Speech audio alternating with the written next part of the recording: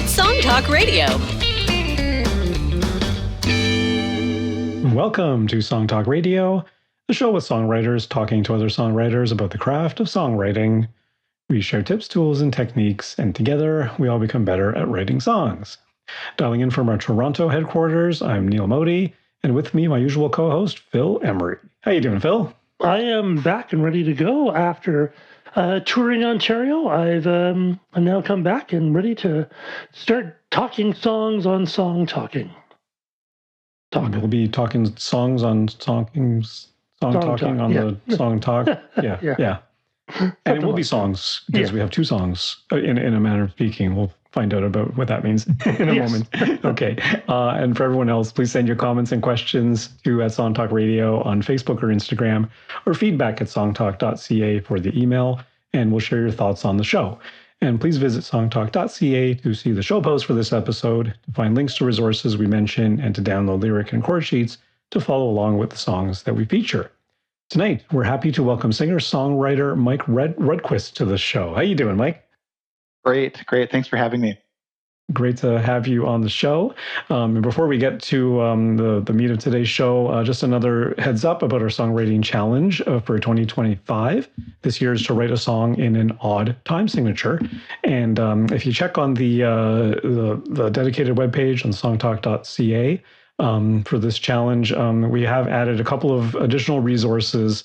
A YouTuber, David Bennett, who we mentioned before, he's got an entire playlist of videos for songs in each and every song, in each and every time signature. You can probably think of 5/4, 9/4, 7/4, 13/8, whatever. So he's got a lot of content, and he's a great, YouTuber and instructor. He was the one that had like that really amazing video that explained modes when we did our mode challenge a couple of years ago.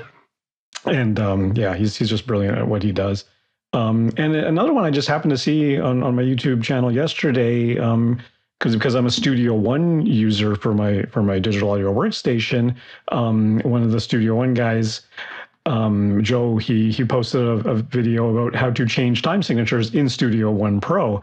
So as much as he is focusing on Studio One, he actually demonstrated like how to set your metronome so it's just like quarter notes, and just there's no emphasis, there's no downbeat per se, and you just record your song the way that you perform it, and then you can map out your time signatures afterwards, because it can be a pain to, if you got, especially changing time signatures within a song, when you get down to recording it, maybe you just want to sort of play it freely and then map out your grid afterwards. Not a bad idea. So what, he's explaining it in Studio One, but frankly, that method kind of applies no matter what DAW you're using. Very cool. Because that'll be a bit of it. Not only will be doing the multiple time signatures going to be a challenge for me.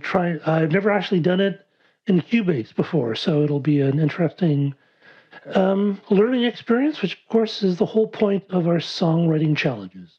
Absolutely, and of course there's no requirement by any stretch for our challenge to do multiple time signatures in a song. You can just elect 5/4 for the entire thing, and that's true, and go to town. So it's not a requirement to be changing things. You can do that, of course. So totally up to you.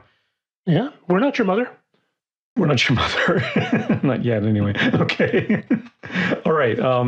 So Mike Rudquist is a songwriter from Red Wing, Minnesota, who writes songs in Americana, pop, rock, and country. He has a solo album called Albuquerque in the Morning, and was a finalist in the Dat Dog Jingle Contest and Great River Folk Festival Songwriting Contest, and a semifinalist in the Wagon Train Jingle Contest. There are a lot of jingles there, Mike. Mike was also featured on NBT Records' Ride the Train compilation with his song Last Train to Lockerbie.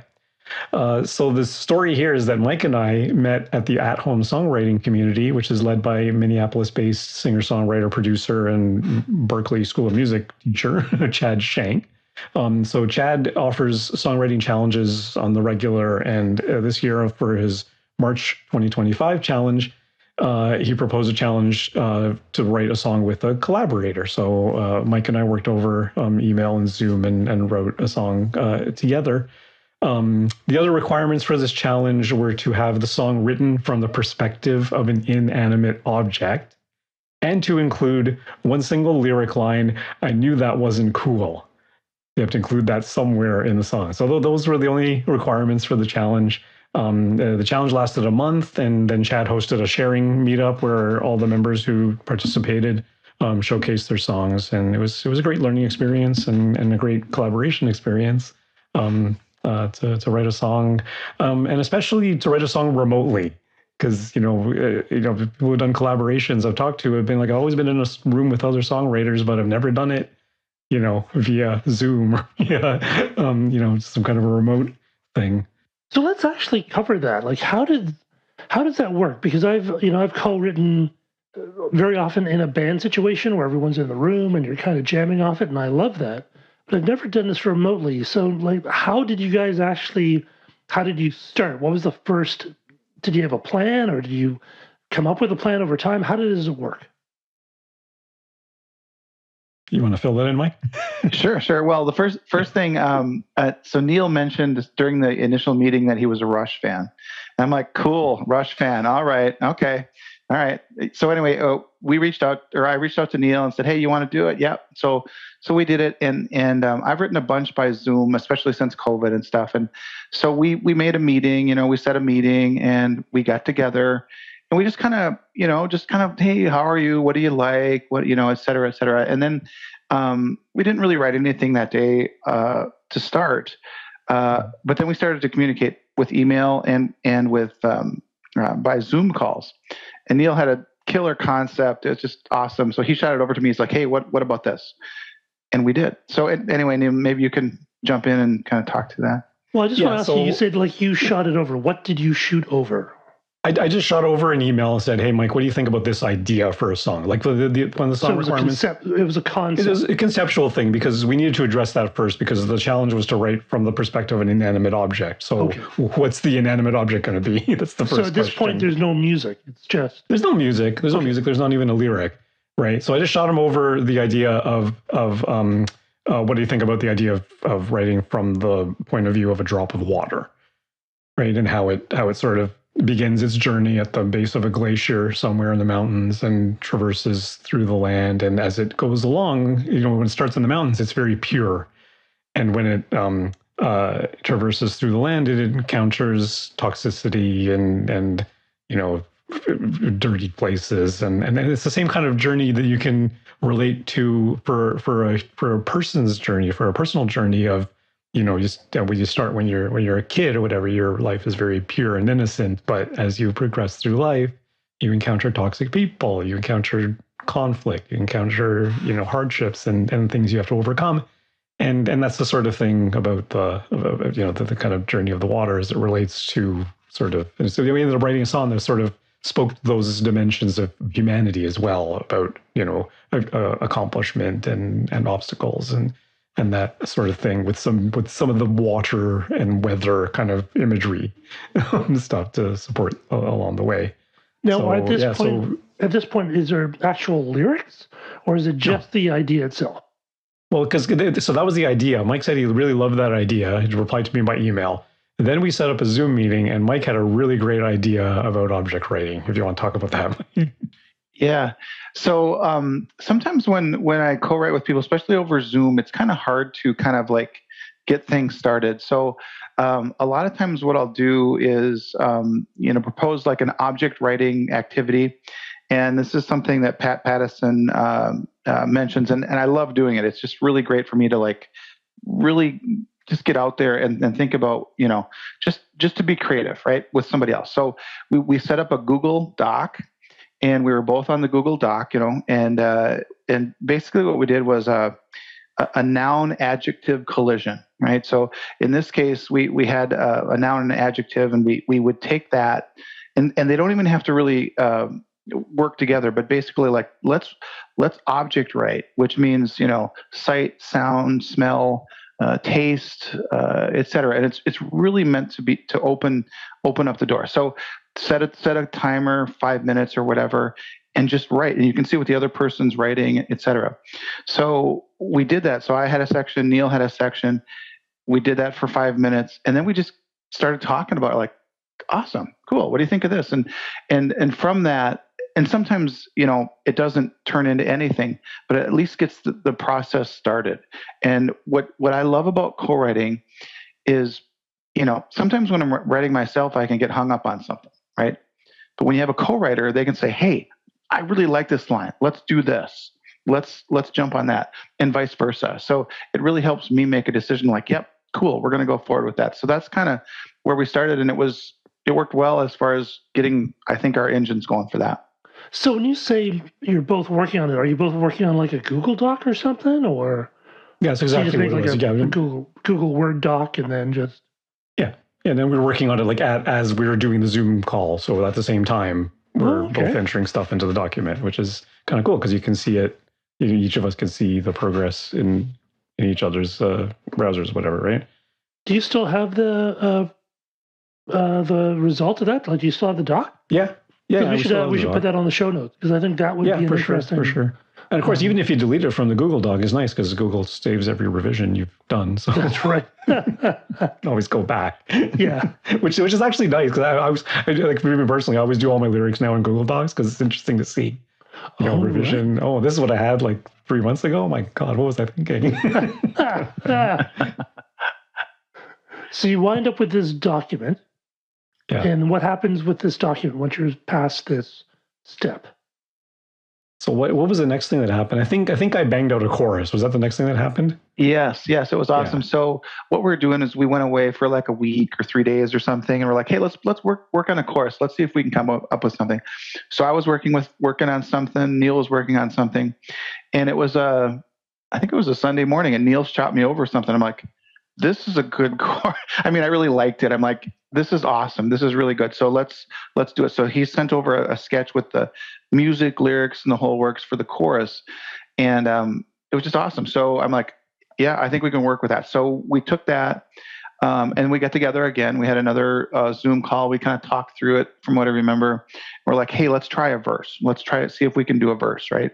So the same deal where it's like we're both kind of writing it. And what I'll usually do is create a really rough guitar vocal, idea. And the one thing I would stress about co-writing for myself is, just because I throw an idea across the fence doesn't mean it's a final idea or even a good idea, right? I'm just trying to get the wheels flowing, right? So I created a little verse idea, and I shot it over to Neel, and he came back. He's like, yeah, cool. I think that might work together.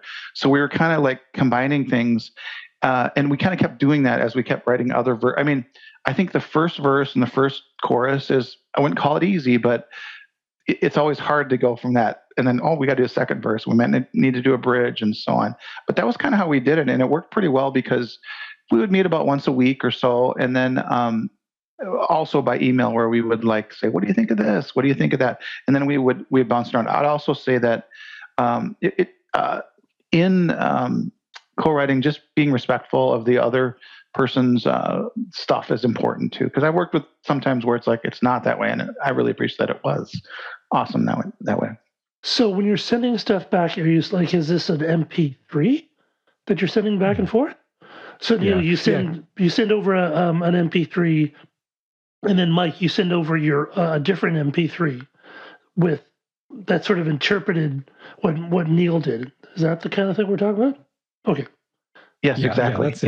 Yep. Yeah. I mean, it's one thing if you wanted to send like waveforms back and forth, like stems of stuff, instruments and vocals and that sort of thing, and then the other person can work on the same session. Because like I was doing the thing with a virtual guitar and a virtual singer, and I just do that. And then it's like when I sent my chorus over to him, it was just an MP3 of that export, and then he would record the verse and the chorus with him playing the guitar and singing. Is that on top of your MP3? No, not on top. As a completely separate thing. Okay. So it's a whole brand new recording. He just joined the two together. And then we talked about the second verse and sort of did that and proceeded from there. But it was always sending like the completed so far version of the song back and forth.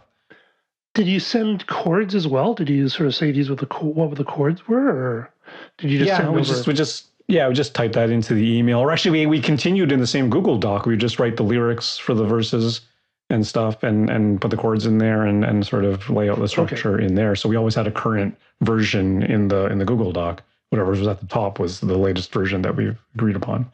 Right. So I've had people send me stuff to work on, and they don't give me, they don't provide any chords. Which, I mean, I can figure it out, but it's a lot faster if I have a chord chart to work with. Yeah. Just be clear and transparent about the whole thing. It's always handy. The one thing that would be cool to do too, because Neel and I are both on Studio One, we weren't able to get to this point for this particular song, was it would be good once you had a song like that to be able to share, the stems and stuff. But I've never really done that, but I think that would be pretty awesome too to experiment with. Now, I have done that with sometimes when I hire horn players to work on a track, then I'll send them, and they use Cubase. I can actually send them the Cubase project, and they can actually just put it on the project and then comes back. So that works. But of course, the files are larger. But that's just takes longer to download. I mean, you transfer your Dropbox or you Google it over, whatever. It's all fine. But so now, how do you deal with sort of differences of opinion in this process? Well, I think we had ideas, and we would just throw them back and forth and say, "What do you think of this? What do you think of that?" And generally, it's if something's not working, it's totally cool. To me, I'm like, if that's not working, let's do something else. And in this case, we pretty much agreed. I mean, we had some slight chord differences, but it was the same song that we ended up coming up with. But in that case, it was great. But it's like, for me, it's like when I throw something, like I said, over the fence, it's like, hey, if this doesn't work, that's totally cool. Let's just try to improve the song, And that's generally how I work with co-writers, where I'm like, let's just try to improve it. And sometimes it's hard because sometimes people will get hung up on a certain thing. But to me, as long as you respect the other, it usually will work out. And you got to try to be flexible and gracious with it and stuff too. Yeah, like I think I tried. Did I try to write a bridge and then you wrote a different bridge and we went with your bridge or something? Or no, I don't even think I tried to write a bridge. Like a lyric for a bridge. I don't think I did. Or maybe, I don't know. I don't remember at this point. But I remember we did talk for a while about verse 2. So I had that verse 2 problem. It's like, what do we talk about now, right? Right. Yeah. We had a longer conversation about verse 2. But I think then, Mike, you just banged out a verse 2. And I was like, this is great. It was awesome. For verse 2, it was great because we really collaborated. I mean, throughout the whole thing, we collaborated, of course. But we both had verse 2 ideas, and we put them in the document. And Neel wove them together in a really cohesive manner, which was awesome because I'm like, yep, that makes sense. Because it worked good. Yeah, exactly. Yeah. That is how it worked. Yeah, that was a cool, neat thing because it was literally a fusion between some of your ideas, some of my ideas, and it just That's why I said it with the sharing meetup at Chad's thing too, is that I kind of lost sight of what part of the song is mine and what part of the song is Mike's. It's like the whole thing is ours, That's how it feels. That's a good collaboration. And that's how you can tell it's a good collaboration. Sure. So another question is how do you know when it's done? Especially in a process where, you're not in the same room going, okay, that's it, or you've run out of time. Well, we run out of time because the deadline for the sharing meetup came up. That'll do it. Well, that's kind of funny too. So we had our we were close. We had a song, and then it was sounding pretty good. And we were like, hey, let's get together the Friday before the Saturday the song was due. All right. So we have our meeting scheduled. We're ready to roll. We're going to submit the song. And as I was like literally dialing onto the call with Neel, I'm like, oh my God, we're an hour late for this song. And I'm like, so I texted Chad, who's the organizer of this thing. I'm like, Chad, please, can we? And he's like, well, yeah, you guys can still submit it. But I was like, oh man, we almost missed it. And then they did the next day they actually did the playback of the song, which was cool. And there were some other songs in this. I think there was 6 or 8 songs in the challenge, and it's so interesting for me to listen to the other songs as well. Totally different, types of songs and techniques and the whole work. So it was just pretty cool. Yeah. So it's always interesting with this song, and that's what we find on our songwriting challenge as well. Everyone comes in with a completely different answer. It doesn't matter how many requirements you lay down. Yeah.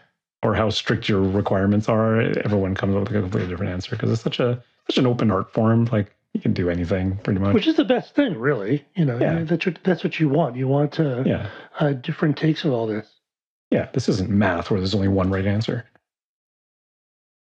Well, let's. Why don't we take a listen, Neel? You've provided two files. There's Mike's version and your version. What? Yeah, so we did have slightly different versions. The lyric is identical in both of our versions, but in my version, I had a little bit more kind of chordal movement and stuff. But for Mike's version, every time he recorded it, he kept the same chord loop throughout the whole song. So I just wanted to explore my version a little bit more. This was after we finished. I actually completed my version of it because the version that we agreed on for the meetup was the one, the version that Mike did. So it's not to say one is better or worse than the other. They're just they're two subtly different takes on the same song. Really. Right. I don't think they're monumentally different. All right. Do you want to play yours first, and then we'll talk? We can do mine first. I just want to give a little shout out though, because when I was trying to finish this thing, this was actually a funny story. I happened to get together with a neighbor of mine who I just met a couple of months ago. I met him at a social event at the condo that was for gamers. Oh, cool. Right? And just for people playing games. And we met there. We were the only two people at the card table who knew how to play cribbage. And I said to him afterwards, I said, "Hey, buddy, you just want to get together and play some cribbage sometime?" He's like, "Sure." So we got together. We played some cribbage. We played some chess. We played some backgammon and stuff. And the last time I saw him was literally 3 days ago. And when we first talked to, I knew that he was also a very seasoned jazz musician. So we got to talking about music and stuff as well. But he invited me up to his apartment the last time we got together for a little game session. And I noticed he had a bass guitar there. I was like, "Oh, you never told me you played bass. You told me you played saxophone. You never told me you played bass." And I said, "Look, I'm working on this song right now, but I need it done by tomorrow, and I need a bass line for it.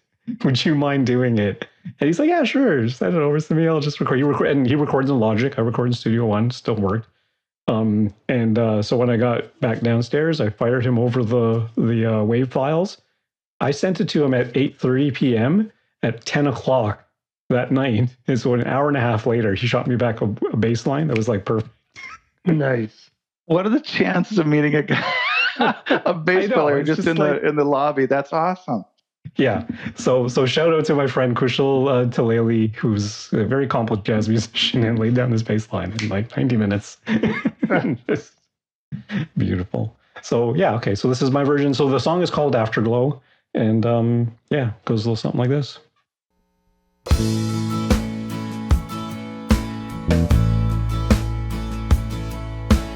Morning sun, mountain tops, rain showers, thunder clouds, a journey that's mapped out and meant to be. I never know the ins and outs, twists and turns, the ups and downs of my beautiful destiny. Oh, my destiny. I wanna flow down the mountainside like tears that God cried. I wanna go way up in the sky. Among the clouds I would like my afterglow.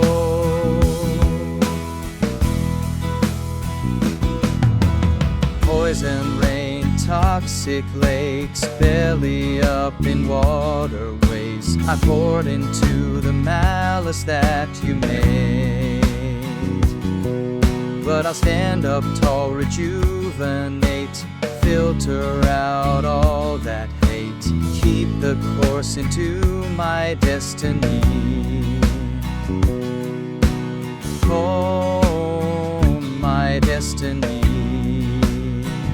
I wanna flow down the mountainside like tears that God cried. I wanna go way up in the sky. Among the clouds I would like my afterglow.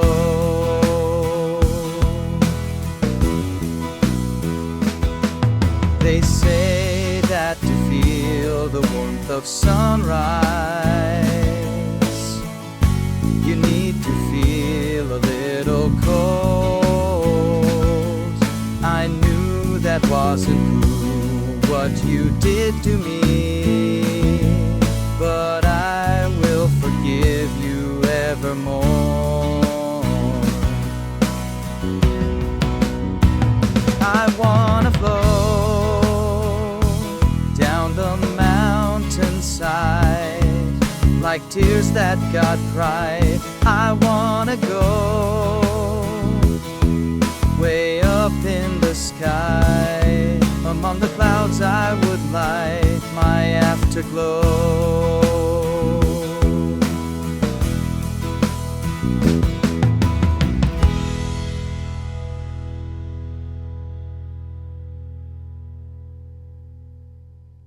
Very cool. Thank you. Now, what kind of Yeah, it's feedback did you get? Like, what kind of feedback do they give at this thing that you were part of?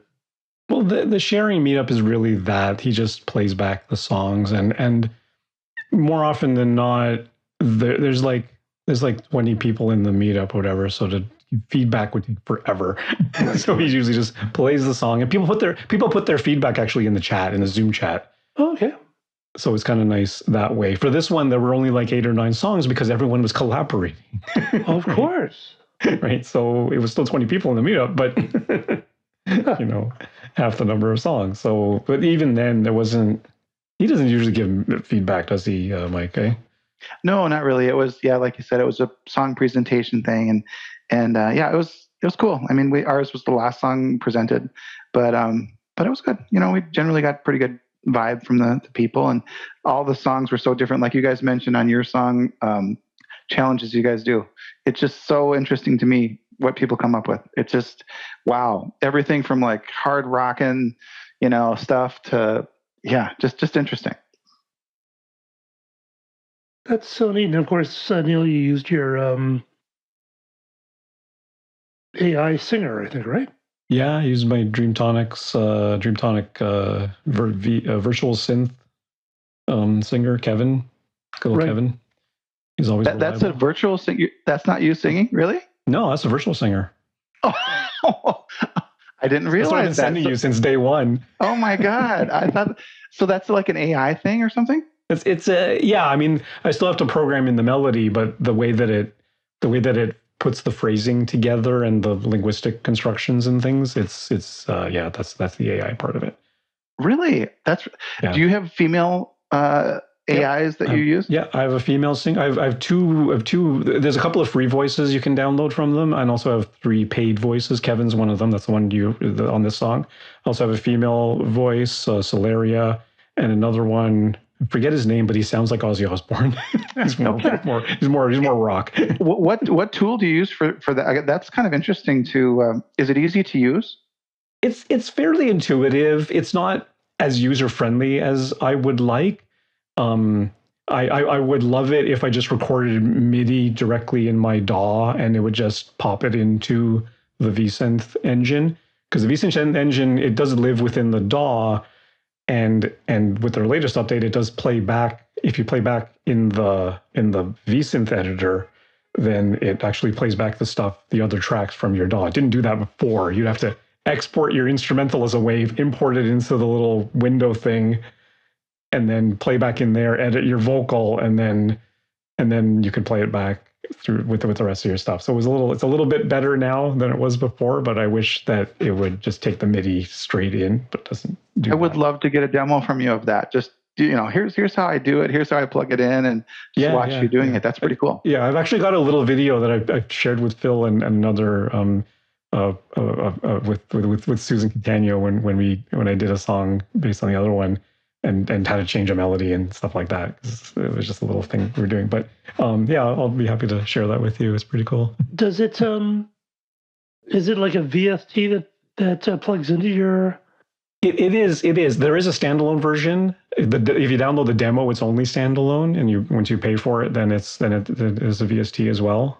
But it's just not as tightly as integrated as, say, Melodyne. Right? Melodyne you record a vocal and you hit Shift M and it pops it into Melodyne, whatever, right? You record everything in your DAW and then you edit it in Melodyne. So I wish that was the same with this one, but there's always workaround. You just export the MIDI and then import the MIDI and then pop it back in. It's not. What were the hard, musical changes that you went through, or was it mostly once you got the chorus and the verse that was sort of basically it, or did you tweak anything? Yeah, like my version's just a little more. It's got more chords and it's got more chord changes. Like I'm changing chords on like the ba da da da da da da, like on the offbeat and that sort of thing, and every section has a different chord pattern. It's all within, I don't know what it is. Is it A Lydian, maybe? Something like that. It's like it's either A Lydian or E something else. I don't know. Whatever. It's in a maybe. F sharp, maybe. But it's mostly major anyway. Right. But yeah, and then Mike's version. We have the PDFs on the show post, so you can check them out with the chords. So his is the same 4 chords throughout the song. And I don't know. Mike, you want to talk about that a little bit? How we change that, or? Yeah. So mine's kind of more basic, more kind of a country-ish style, and it's literally I record as good as I can and shoot it over. I'd love an AI singer to I thought your voice tell what great. to do. But anyway, it was actually during the sharing meetup, everyone was bonkers over his mandolin recording because he got guitar and mandolin, which was great. Yeah. So, and it's cool to me, it's great that we both recorded our versions, and I think it's important it's good for me just to practice as far as recording techniques, because I've came up from 4-track recording years and years and years ago to this digital audio station that I'm working with now, and I like it, and I'm learning more, but it's still somewhat of a mystery to me. Like Chad Shank is a master. I mean, he just knocks through recording of stuff. And he's been through audio engineering classes and things of that nature. So I try to pick up stuff from folks and Neel as well. Neel's a great recorder. So it's things like, I'm like, okay, cool. I just want this song to emote. I want it to have some emotion, and I just want to be able to listen to it later and say, yep, cool. That's kind of what I was going for. It's never exactly what you're going for, of course, because I'm like, okay, I hear the things that I want it to be after I get done, but as long as I can get a version that I'm like, okay, that's the spirit of the song, that's kind of what I'm going for, of course. So did you consciously sort of reduce the number of chords, or?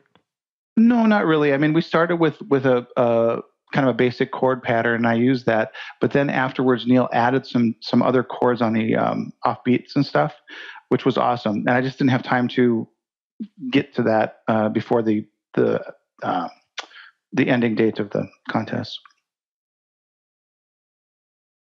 Right. Yeah, it does. Like it's just A, E, C sharp minor, and B throughout. That's kind of which is can be very efficient. Yeah, that was actually our songwriting challenge a few years ago. Was write a song where the chord progression never changes. Yeah, and it was interesting to see how, because to be honest, Mike, like I didn't even realize as we were doing it, I didn't realize you were playing the same chords. I was just like, sounds good. Let's move on, right? Because we're trying to get through it, and it wasn't until afterwards when I started looking into my version, I was like, wait a minute, and I started playing along on my piano. Wait a minute, this is the same 4 chords over and over again, but the chorus still pops out as a chorus, the bridge still pops out as the bridge. Everything's clear. Like it's great.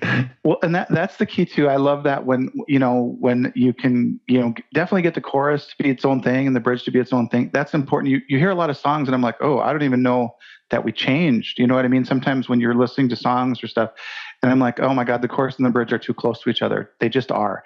They have to, for emotion, change in some way, whether it's the chords or the melody or the this or the that stuff. So yeah, it wasn't a conscious thing to do 4 chords, but three chords in the truth, as they say, but we added one. Yeah, 4 chords in the truth. Okay, let's take a listen to Mike's version.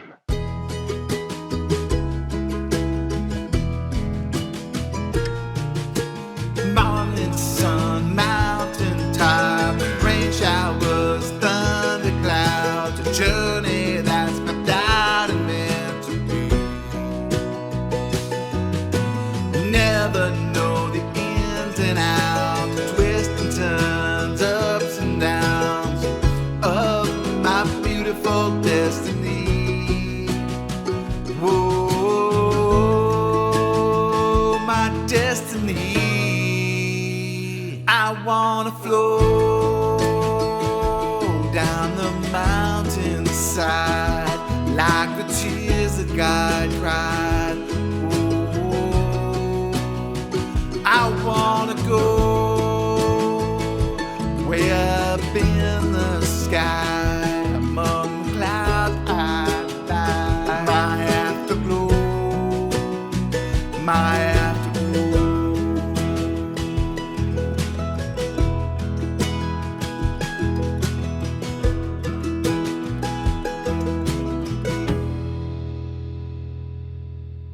Buzzing rain, toxic lakes, belly up, waterways, according to the malice that you made. But I'll stand up tall, rejuvenate, filter out all the hate, keep the goals into my destiny. Whoa, my destiny. I wanna flow down the mountainside like the tears that God cried. Oh, I wanna go way up in the sky among the clouds. My afterglow, my afterglow.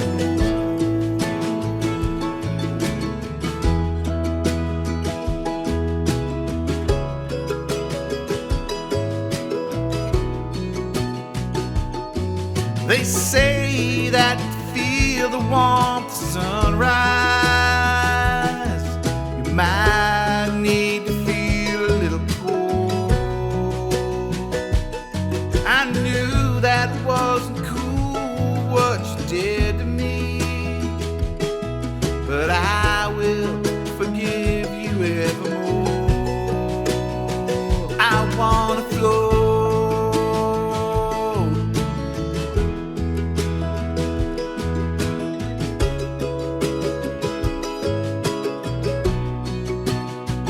I wanna flow.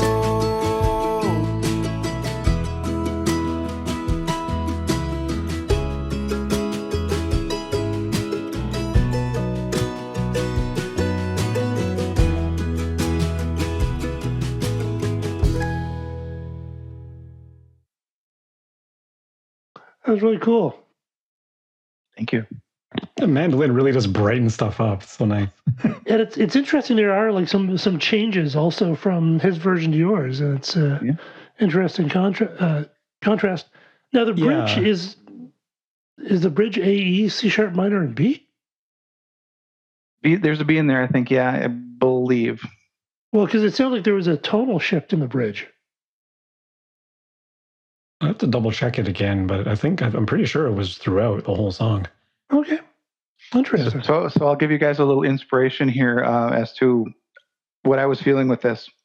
I don't know if you guys have seen the movie Into the Wild. It was a while ago. It's about a kid who goes to Alaska, and he's kind of he dies up in Alaska and whatever. But it's a good movie. It's Sean Penn produced it and stuff. Eddie Vedder did the music for that movie, right? And he has a song called Rise. So, and Rise is just Eddie Vedder playing his mandolin. So I kind of use that as a little bit of inspiration for this. I'm like, okay, cool. That sound is interesting to me. Let's use, because sometimes I'll use another song or another something like that as inspiration. So thanks, Eddie Vedder, for some inspiration there. Awesome. That's cool. Yeah, that's really neat. Yeah. Can't go wrong with Eddie Vedder, I guess. Yeah, but there is a difference, especially with the chorus. Is like my chorus is a little more compact and tight. Mike's chorus kind of is a little more pulled out. With the repeat of my afterglow at the end to bring it to a resolution. So. Yeah, that is definitely an effective technique. Repeating the last line, especially if it's your title. You always want to hit your title pretty hard. So, how long did this process take from start to finish? Oh, it's about a month, right, Mike? Yeah, about a month. It was, from March 26th to April 26th or something like that. So yeah. Yeah. With basically weekly check-ins. Like we had maybe 4 Zoom calls in total. Yep. Something like that. And several emails. And it was cool too, because, some of the co-writes that I've done too, one thing I'll try to mention is like, look, it's okay to write a bad song. It's okay if we don't come up with something today. It's okay. You know what I mean? There's not pressure. It's like, let's just let this thing flow a little bit. And that it really did in this case, which was awesome, because I've had times where it's like, you go through a session and you don't really have anything at the end. And I think sometimes people are like, oh, what are we doing? I'm like, no, this isn't a race. We don't have to do this right away. Let's make this thing work as much as we can. So I appreciate that, because, like I said, it's totally okay if we write a verse that makes no sense, or if we, be creative and we find a little piece in there to build on. So that always, I like that part of it, where there shouldn't be pressure involved if possible. Yeah, certainly. And just because the deadline is April 26th doesn't mean we can't continue working on it afterwards. And even now, when we were sharing it on this podcast, we can still continue working on it if we feel like it, that sort of thing. But I did find it interesting, the whole object writing session, because I don't normally do that for a song. I'll dive straight into lyric most of the time, or I'll do like a keyword exercise, but that's more intellectual than just sort of blurting out some stuff. But the interesting thing about it was that when I wrote that first chorus, on the face of it, it had very little to do with the stuff we'd come up with in the object writing. It was kind of a different creature in some ways, but I feel like maybe subconsciously the object writing exercise just got some things churning, and I was able to spit out a chorus that was pretty good right off the bat. I've had some things like that too, where we'll do object writing, and all of a sudden we come up with a title or a song out of it, and I'm like, I don't know where that came from, but somehow this idea just seemed to like come out of there, and I'm like, that's awesome, because we didn't go in, we're going to write a song about a car, or whatever. We just kind of let it flow, which was pretty cool. Yeah, and it sort of became its own thing. Like even the initial idea that I had, it kind of, in some ways, it morphed a little bit from that, I think. And it was nice that it was kind of poetic and not literally, I'm a drop of water, look at me. That's what I like about it, actually, because I think it's easy for people working with a prompt like this, to do something unusual, like write from an inanimate object, that they'd want to really point that out. And it works really well when it's just a metaphor. So, yeah. So what was the one thing that you think you've learned from this process? How about you, Neel? I think just what I just said, the value of that object writing exercise, because it's not really something I'd engaged in before, and it's kind of a revelation. Like even if the stuff that's literally in there won't necessarily make it into the song, it's a good idea just to sort of scratch out some stuff and then see what comes out of it. And I think even in terms of getting the thing done, I think the object writing helped get things churning, get things started. Even if we don't come up with a verse that day or a chorus that day or a title even necessarily, right? But at least something started and some creative process has started, and that I think keeps you from spinning your wheels too much at the beginning, because that's traditionally been my challenge too. Like once I get rolling on a song, I can finish it pretty easy, but it's the initial, how do I address this metaphor? How do I get started on this? Where do I nail down my chord? Like where do I start? Kind of thing. So that I think that helped, even if it was kind of subconscious.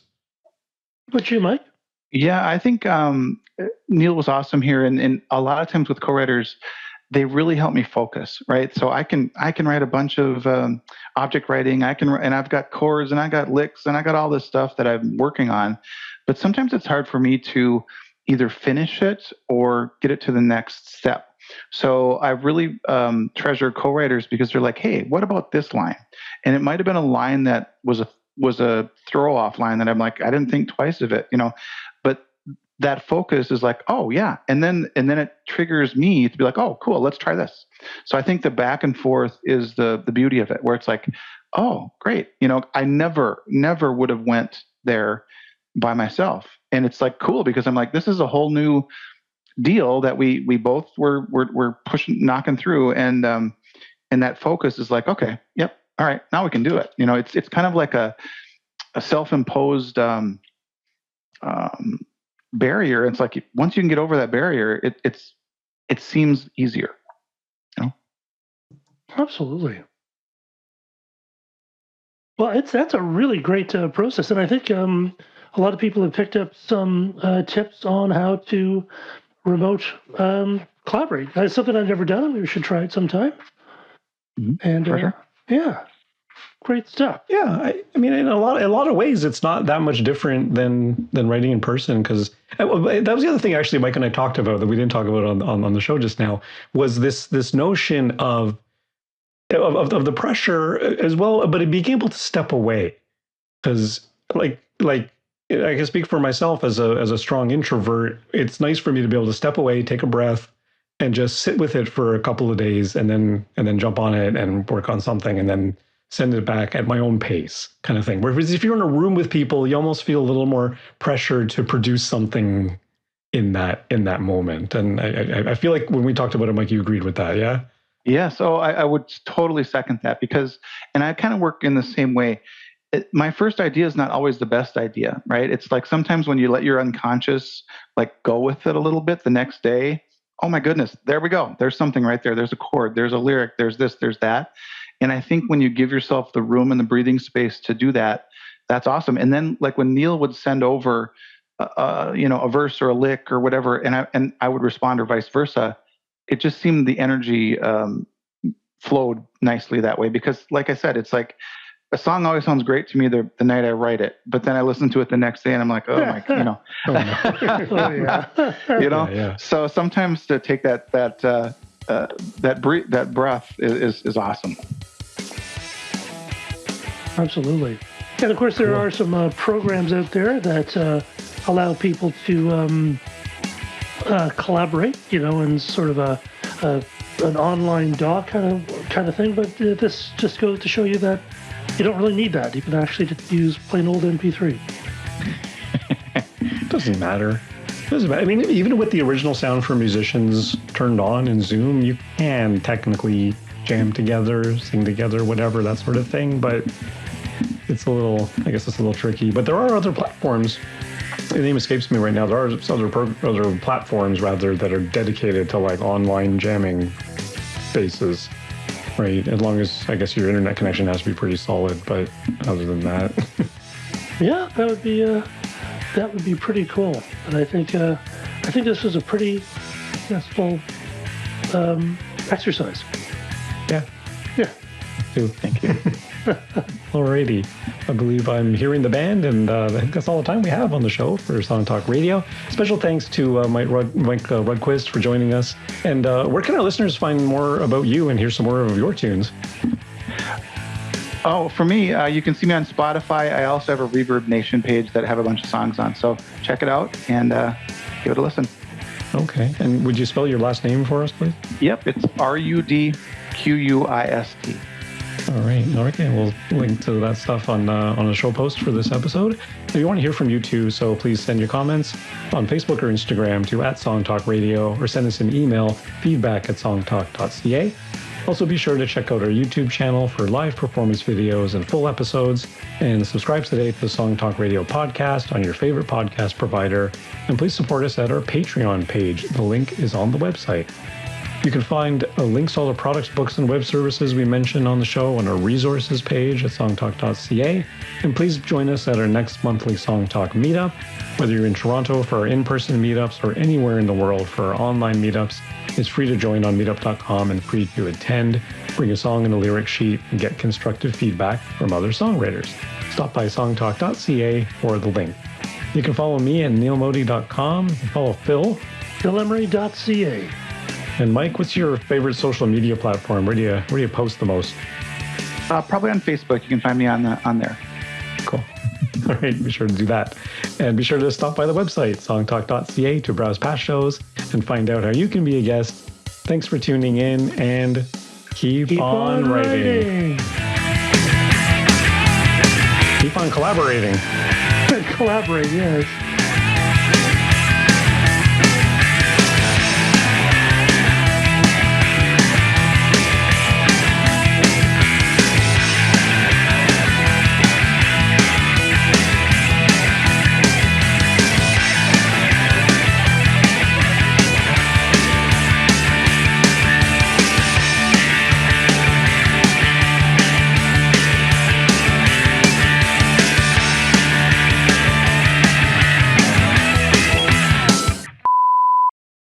All right. Yeah, cool stuff, man. Awesome. That was great, Mike. Thanks. Yeah, really Thank you. interesting. Totally fun, you guys. Yeah. Yeah, that was amazing.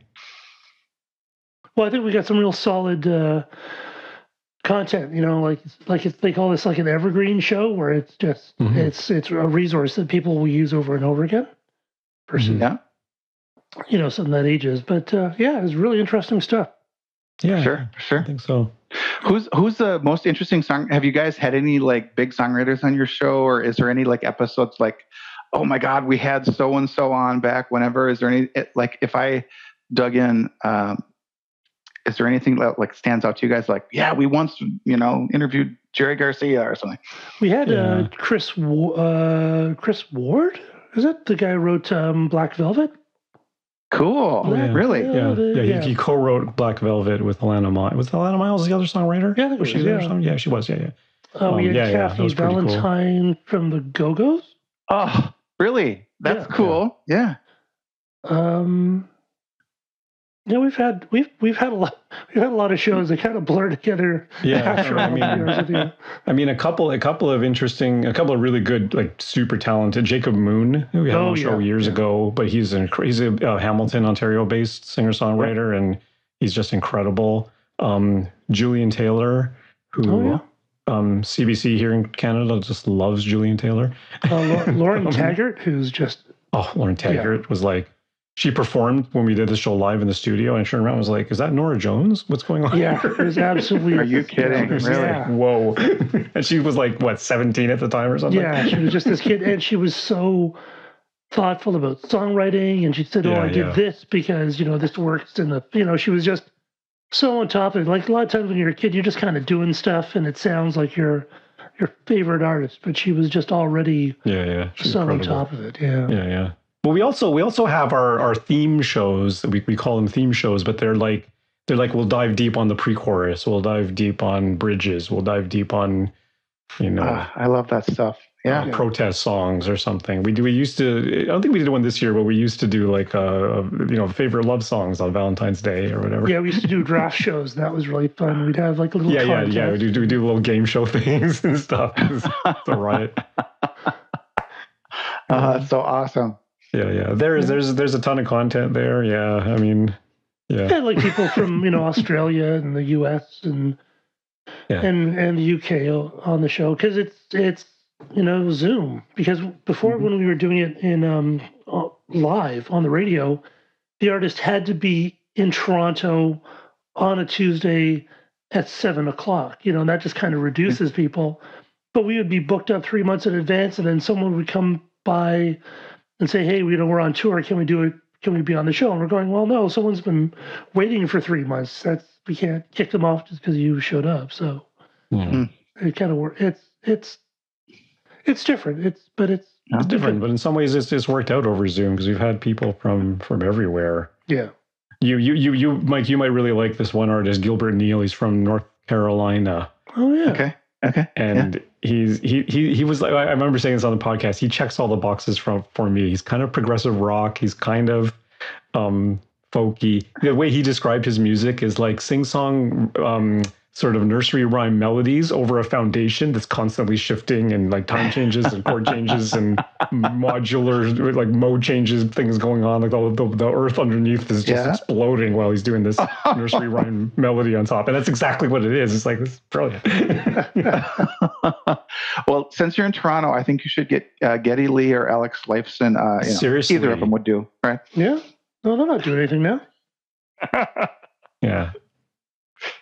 Well, because they actually went to the same junior high as I went to, so there should be some kind of there should be some kind of allegiance. I mean, they were long gone by the time I was there, but Oh, I'm sure they were local legends, though. I'm sure that was like, oh my God, Geddy and Neel were walking through this place. Well, I saw where I a used to video. live. Yeah, where I used to live in north part of Toronto, like maybe this is going back 8 or 9 years now. They built a Lee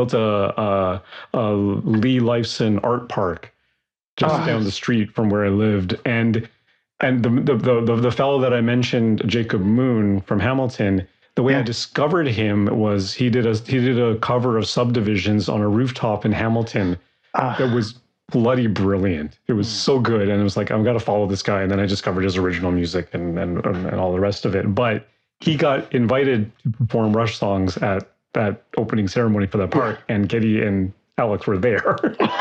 Are you kidding? So I was sitting maybe 20 feet away from them. I didn't have to go say hi. That is so.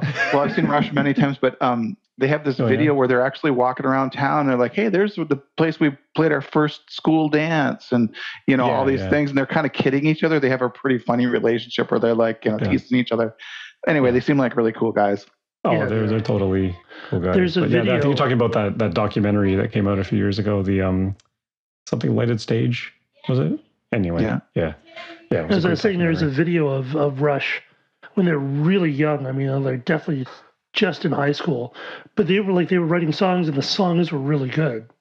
I mean, much more kind of Zeppelin stuff. Like I'm much more of a kind of. I've never been a huge prog guy, but like the songs were really good. I mean, for high school kids back then were sort of different than high school kids now. The high school kids now are very very sort of sophisticated, but they were amazing even back then. So yeah, for sure.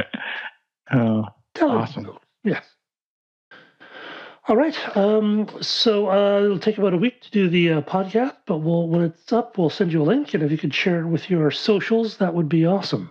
Well, thank you so much for having me, you guys. I really had fun. Great. Yeah. Thanks so much. Great to have you on the mic. Yep. All right. See you guys. See you guys. Take care.